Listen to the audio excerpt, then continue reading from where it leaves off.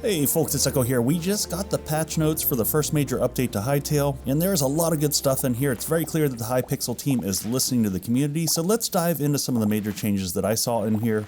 First up, we've got World and Environment, and they have added dinosaurs and other NPCs to populate the underground jungles. Those are the areas underneath the volcanoes and the devastated lands. I visited one of these underground caves in my last stream, and I did notice that there wasn't a lot of creatures there, so I'm excited to see the dinosaurs added. One thing of note here is that these new NPCs will not spawn if you've already been there. You're going to have to go to a new unexplored version. Also, in the devastated land sewers, you're now going to have proper atmospheric effects and creature spawns.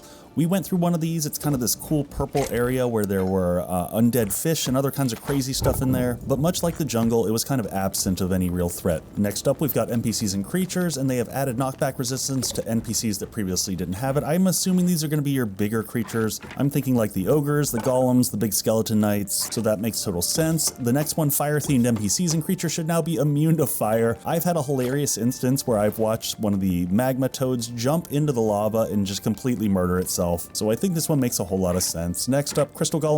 Combat behavior and spin attack have been improved. Not sure what that entirely means.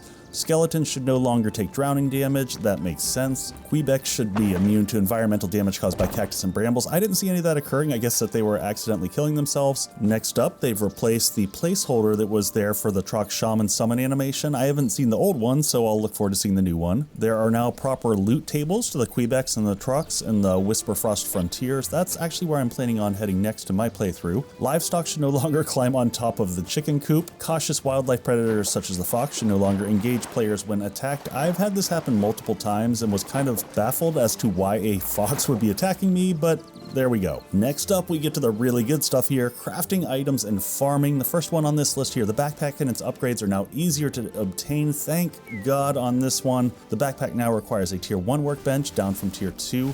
That is a nice change that allows you to get the backpack earlier.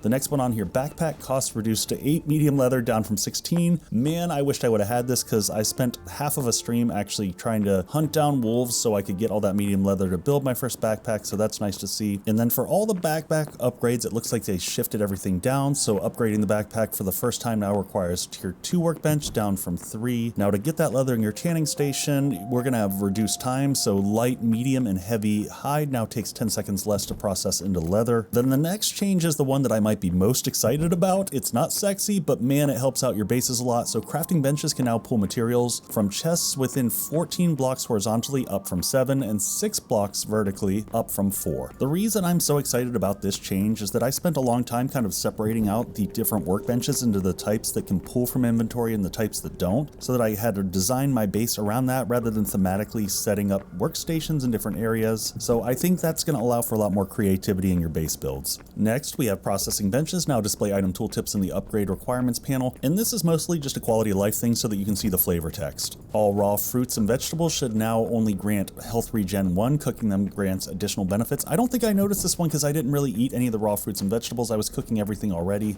Next, we've got dropped items should no longer get stuck on the side of blocks. Amen, this is an amazing change. I think for most people, the most frustrating instance of this was when you're down in the caves and you're mining and you've got ores that are just stuck above you and you have to kind of carve out the whole area around it to get the ore to drop. Torches and other handheld light sources can now be placed on the ground when equipped in the utility slot while wielding either the pickaxe or the hatchet. This is super useful when you're caving because you don't have to stop and switch to your torches to be able to put lights on the wall. I will note that this does not work with items like the sword.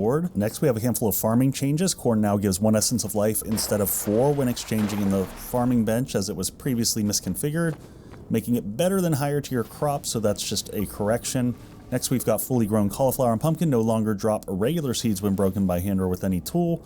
Fully grown eternal crops no longer drop eternal seeds when broken by hand or with any tool. It sounds like both of those are corrections because the idea is that you should be able to hit them when it's just a seed and then you get the seed back, but if it's fully grown, you don't get an extra eternal seed on top of that. Wood logs now display their respective wood type, so they've got an example here. Oak logs will now display hardwood in its tooltip. That's just going to make things a little bit easier, I think, understanding which of the woods are hardwoods and softwoods when you're trying to craft recipes. Next up, when crafting recipe previously required a type of trunk, is now displayed as correctly as log instead. That makes perfect sense. It was a little bit confusing where you had some instances of it saying trunk when you don't actually have trunk as an item. And for the last crafting item, we've got woodcutter's block no longer displays as dev item quality, and it no longer has its unused processing bench interaction. It is now a decorative furniture block that can also be crafted in the furniture bench. We've also got a handful of audio and visual effects that were added. There's new hit and break sounds for stone, new hit and break sounds for ores with additional layered effects. Horses now properly play running sounds while mounted. Torch burn loop replaced with a softer ambient sound. That's a nice one because I've got torches all over my base, and it's almost abrasive walking through there. They adjusted volumes for cocoon breaking, pig, piglet, and warthog sounds. They reduced pitch variation on sword swings, added new ore breaking particles. Oh, nice, and they added fruit eating particles. More to come later with other food types. There's now a new particle effect that appears above an NPC's head when you're absorbing their memory. And then we've got updated health potion visual effects with new glitter glow and spiral particles. Then it looks like we got a couple fixes here. Fixed rope offset when held in hand, and fixed hand positioning for various plants, flowers, and foliage. Now on to UI performance and quality of life. The first one is fantastic. You can now sleep starting at 7:30 p.m. I think previously it was 9:30 p.m. and there was a lot of times that it was super dark at night and you wanted to go out on an adventure and you were just waiting like that extra hour so that you could go to sleep and then head out in the morning. So that'll be a nice change. They added an information panel explaining the memory system when interacting with the Hearts of Orbis for the first time. Can be viewed again by clicking the question mark in the top left corner of the memories UI. I think that's a nice change. The memory system did seem mostly intuitive to me, but I can definitely understand how starting off it might be a little bit confusing. Toggle full screen, switch HUD, and take screenshot can no longer be bound to mouse buttons. Not sure why they did that. The game now warns when launching pre-release versions or opening worlds from different versions.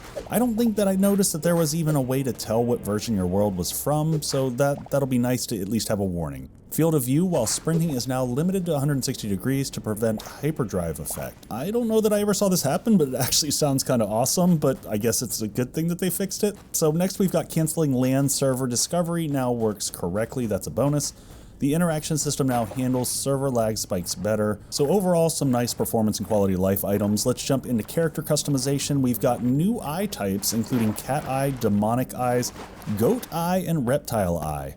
We've got new mouth options, large mouth and tiny lips, new hair color lavender, as well as a brightened dark brown color. And finally, the featherbound hood is now correctly showing for the supporter edition. In regard to combat and balance, weapon attacks should now check for line of sight. I have to assume this was related to some PvP challenges they were running into. The regular burn effect now generally deals less damage. Burn applied by lava remains unchanged. That's a bummer because I almost died to lava multiple times this last stream.